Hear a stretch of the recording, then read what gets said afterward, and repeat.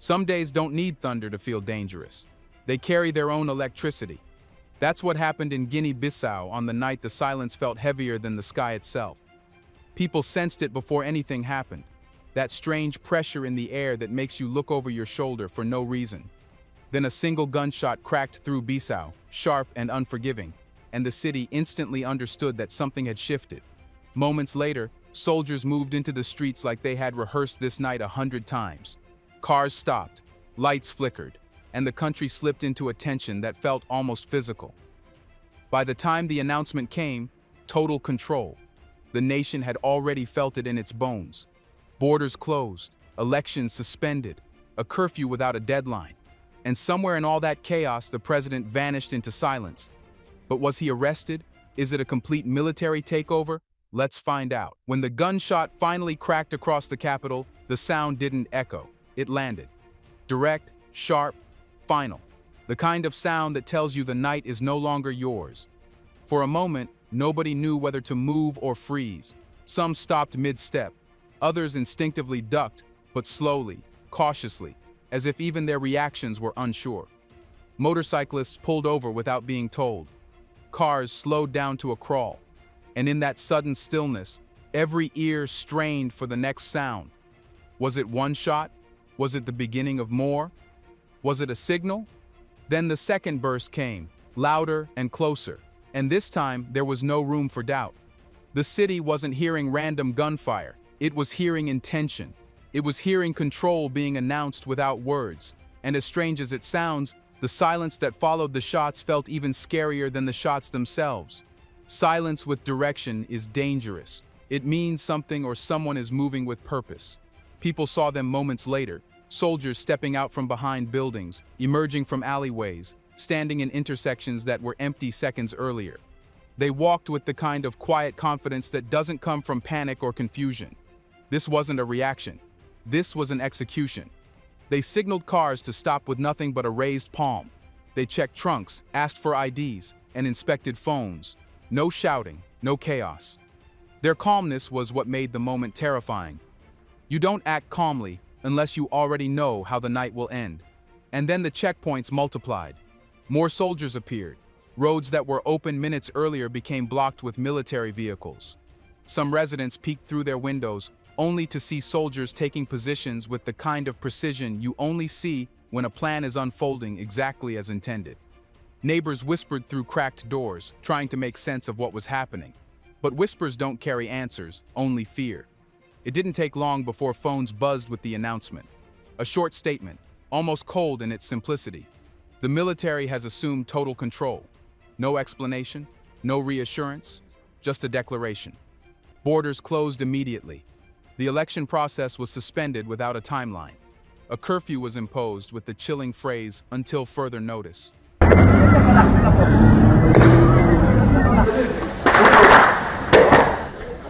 Crowds of people were seen running from near the palace. Two candidates have claimed victory ahead of the release of results on Thursday. The city didn't need more details. It had already felt the shift. But behind all this, what triggered the soldiers to come out that night? What pushed Guinea-Bissau into a sudden military takeover wasn't just the gunfire. It was the shockwave that followed. The moment people realized the president was nowhere to be seen. Because when a country is in crisis, the one voice everyone expects to hear first is the president's. But that night, there was no speech, no emergency address, no appearance behind bulletproof glass. Nothing. Just a growing silence that stretched wider with every passing minute. And that silence started to feel heavier than the gunshots themselves. It was a journalist from Senegal, Nicolas Hack, who finally put words to the uncertainty. His report cut through the confusion like cold water. The president's whereabouts are not immediately clear. The line sounded almost casual at first, the way news reporters sometimes speak to avoid creating panic. But the meaning was explosive. A president doesn't just go missing during a night of coordinated military deployment. Not in West Africa. Not in Guinea-Bissau. Not after an election where both leading candidates had already declared themselves winners. Inside Bissau, people were glued to phones, waiting for the usual emergency broadcast tone, waiting for Embalo to say something, anything. But the screen stayed empty. Meanwhile, the presidential palace had become its own symbol. It was supposed to be the safest place in the country, the most guarded building, the home of the commander-in-chief. Instead, that night, it became evidence. Evidence that something deeper was happening. The palace was surrounded, heavily guarded, yes, but guarded by units whose loyalty wasn't clear. Soldiers weren't standing there to protect a president. They were standing there to protect a position of power. As more reports poured in, one thing became obvious. The military wasn't panicking. They weren't acting like a force trying to restore order. They were acting like a force that had already taken control and was simply maintaining it. And that's what unsettled people. A chaotic takeover you can understand. A violent struggle you can interpret. But a silent, orderly, confident takeover? That's the kind that hints at planning. That's the kind that tells you the real decisions were made long before the first shot cracked the air. Rumors spread, as they always do when a leader disappears. Some said Embalo had been moved to a safe location. Others said he had fled. Some whispered he had been detained. A few even suggested he was negotiating quietly from an undisclosed location. But nobody had proof, and in a moment like this, lack of proof becomes its own kind of proof. The fact that the military spoke before the president did, that alone said more than any rumor could. At first, his whereabouts were unclear, but later reports confirmed he had been arrested by the military. So, one thing became clear. This crisis didn't begin that night. It was the result of tensions that had been building quietly through the election process. Suspicion, exclusion, accusations, and then the final trigger, a presidential race already under question. So the real question now was this. What exactly went wrong in the election that made this military takeover feel almost inevitable? To understand why the military stepped in so decisively, you have to go back to the election itself, the one that was supposed to calm the nation, but instead split it wide open. Elections are supposed to settle arguments, not create new ones, yet this one felt shaky from the moment it was announced. People didn't say it out loud at first, but there was a quiet discomfort floating around the process. It felt rushed, narrow, controlled, as if the country was being guided toward a conclusion rather than choosing one freely. And the clearest sign of that came when the PAIGC, one of the country's most historic political forces, wasn't allowed to field a presidential candidate at all. That decision didn't just remove a political option, it removed a sense of balance. You can build a house without a window, but you can't call it complete. That's how this election felt. Technically there, but missing an essential part.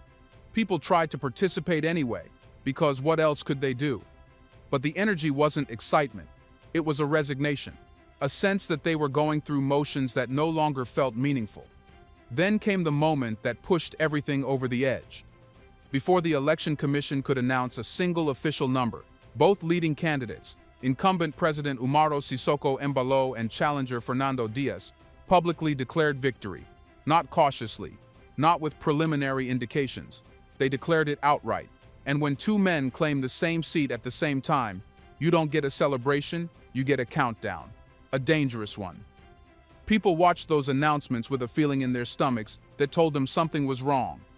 You could see it in markets, in taxis, even in the way neighbors whispered to each other. When both sides claim victory, it means neither side trusts the system.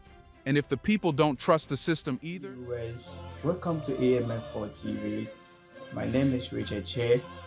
I hope you are fine. Okay, we are talking about how African leaders has to be united by this an influential leader, Burkina Faso President Ibrahim Traoré.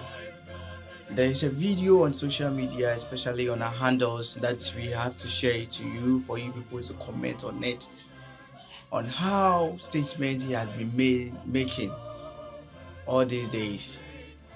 We'll keep on updating you on this issue, but don't forget to subscribe to our YouTube channel for more of this video as well as similar videos like this. Let's listen to whatever he said and on social media to see, and then also don't forget to comment when you watch this video. Kindly also not forget to subscribe to our YouTube channel. Then the ground under the country's feet becomes soft. fragile, ready to collapse under pressure. And that pressure came fast. Election observers, civil society groups, and regional watchers all expressed concerns, some publicly, many privately. They questioned transparency. They questioned fairness. They questioned the exclusion of major political players.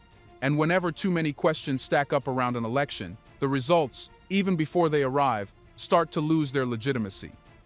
That's the space where crises grow, not in violence but in uncertainty. So when citizens heard gunfire the night before the results were due, many weren't surprised. Shocked, yes. Scared, absolutely. But surprised? Not really. Because deep down, people had already sensed the system wobbling. They just didn't know when it would fall or who would be standing when it did. The military understood all of this. They saw the weakness. They saw the vacuum forming. And they knew that if they didn't move before the results, they might lose the chance to shape what happened next. And in this instability, that's where the military steps in. It happens not just in Guinea-Bissau, but it happens in neighboring countries. We saw it in Niger, in Mali, in Burkina Faso, where the trust in the democratic process is not there among many people in the country. And what they want. This brings us to the next question. Why did the soldiers choose to strike before the election results were even announced? Let's pause for a second to say big thank you to the Black Culture Diary community, where Black voices, stories, and legacies are preserved and amplified. By becoming a member, you're not just supporting the channel. You're becoming part of a powerful cultural movement. Let's continue. The soldiers didn't wait for the results because they knew that results create something very inconvenient for anyone trying to seize control: legitimacy. Once the numbers come out, someone becomes the rightful winner. Someone gains a mandate. Someone earns the moral upper hand. And in moments of political tension, legitimacy is more powerful than bullets. It shapes international reactions. It gives citizens something to rally behind. It forces the military to either respect the winner or openly challenge them. And challenging a declared winner is much harder than stepping in before one exists at all. By striking the night before the results, the military froze the story mid-sentence. They didn't just interrupt the process, they prevented the process from having meaning. No winner meant no pressure, no transition, no obligation. They placed the country in a blank space, a moment where anything could be done because nothing had been decided yet. And in that blank space, the military's voice became the only voice that mattered. Closing the borders was the next calculated step. People often think border closures are about traffic or preventing escape, but in a political crisis, borders aren't just physical, they're informational. A closed border keeps diplomats out, journalists uncertain, and foreign governments hesitant. It reduces external influence at the exact moment a takeover needs breathing room. A country behind sealed borders is a country where the narrative is controlled internally, not shaped by outside pressure. Then came the curfew. Again, this wasn't about keeping citizens safe, it was about keeping them still. A moving population can protest, organize, form crowds, and send signals of resistance. A population locked indoors becomes quieter, more isolated, more uncertain. Curfew is silence disguised as security, and silence is exactly what the military needed to finish their work. Even the way soldiers appeared in the streets showed intention. They weren't aggressive, they weren't chaotic. They didn't fire wildly or shout orders. They walked calmly, with the rehearsed posture of men who had been briefed long before the first gunshot. Their confidence sent a message. We're not reacting to chaos, we're controlling it. For ordinary people watching from windows or behind half-open doors, that calmness was unsettling. It made everything feel predetermined, as if the night's events were not a response to instability, but the conclusion of a plan long in motion. The military had learned from the country's past. Guinea-Bissau has seen coups fall apart because they came too late or tried to overthrow someone who already held a verified mandate. So this time the officers moved early, stepping into the gap between uncertainty and decision. They walked into the vacuum and filled it before anyone else could.